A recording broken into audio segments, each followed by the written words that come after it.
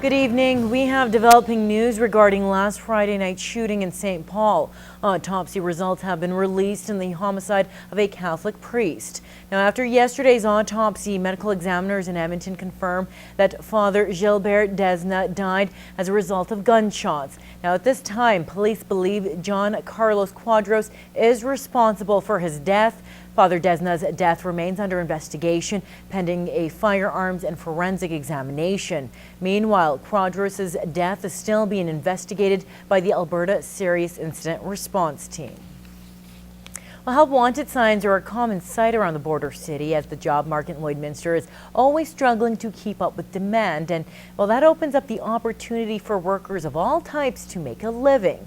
Bart Padiesic has more on how the Alberta Association for Community Living is helping fill some of that void. Danny Donald sweeps the shop as he cleans up at Wild Rose Pump and Compression in Lloydminster.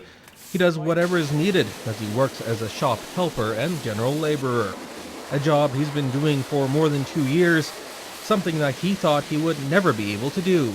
I thought because of my disabilities I would be kind of shunned out from the idea of working in the patch. Donald has cerebral palsy, epilepsy, and suffers with short-term memory issues, but he doesn't let that slow him down.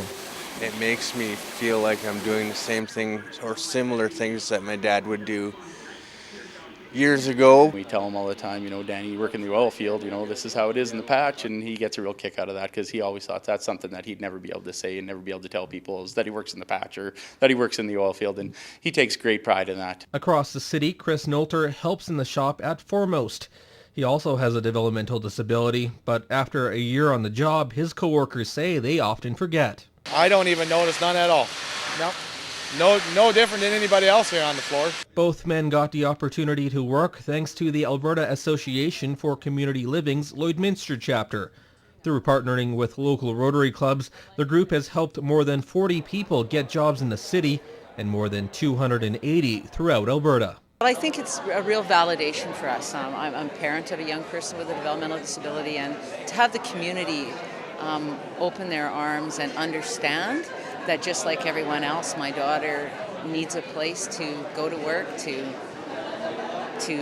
have friends, to be part of the community, just like you. It means an immense amount. As for Donald, he appreciates the opportunity every day and thanks the AACL for helping him turn his dream of working for the patch a reality. He hopes his story inspires others in a similar situation to do the same. If you believe in something, don't give up trying. And the more you're determined, the more the world will look at you and give you that opportunity. Bart Padiesic, Newcap News. When it comes to purchasing eyewear, more people are heading online for better deals. But what you think could be a good deal could wind up costing you much more down the road. In this week's Healthy Living, Anna Stanslau takes a look at the risks involved when purchasing prescription eyeglasses at the click of a mouse. How about there? Oh. So see the letters here? No. 13-year-old Seth Adams is getting a prescription for eyeglasses and contact lenses. His dad says they prefer to visit their local optometrist than buy online. We're pretty happy just coming here and getting our eyes checked and having things properly done here at the optometrist and the optical place. But this father of 3 doesn't deny with 2 of his sons and himself wearing eyeglasses and contact lenses, the costs do add up. And with online businesses offering eyewear for hundreds of dollars cheaper, more are ordering online. Although this optometrist says you might not always get what you ordered. Being part of a regulated profession, that we're able to make sure all these measurements are properly set for your eyes, that might not necessarily come from an ordered pair of glasses because usually it just comes from out of the box. Dr. Ulmer adds ill-fitted glasses or contact lenses can cause eye strain or eye fatigue, blurriness, and seeing double, which can lead to headaches. There's no person to put on your face and make sure everything's right, as well as to verify that prescription, that what you did put into those boxes actually comes out in that lens. But if you're still set on purchasing online, she wants to remind consumers to do your research and make sure you're well educated. There's many different products out there with the type of lenses for glasses. There's probably over 1,000 different types of lenses. And finally, talk to your local optometrist and optician.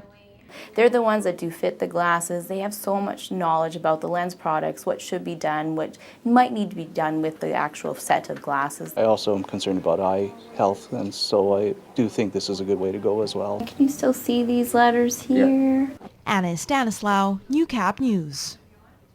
Well, with the return of spring means the return of the outdoor farmers market in the border city.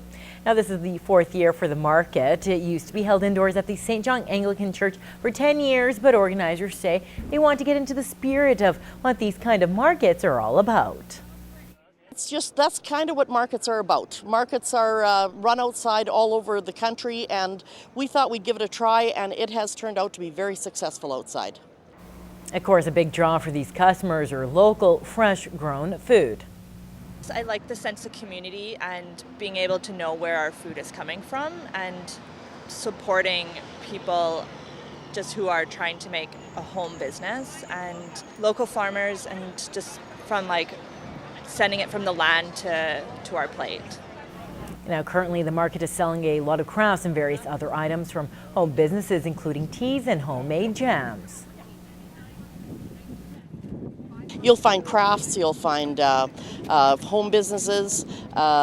We serve a meal here every Thursday and every Saturday. Vegetables will start coming in end of June, and then the market really starts to kick off then, and it gets very busy. Now, the market runs every Thursday from 11 to 5 and Saturdays from 10 to 2 at the Lloydminster Cultural and Science Center's parking lot.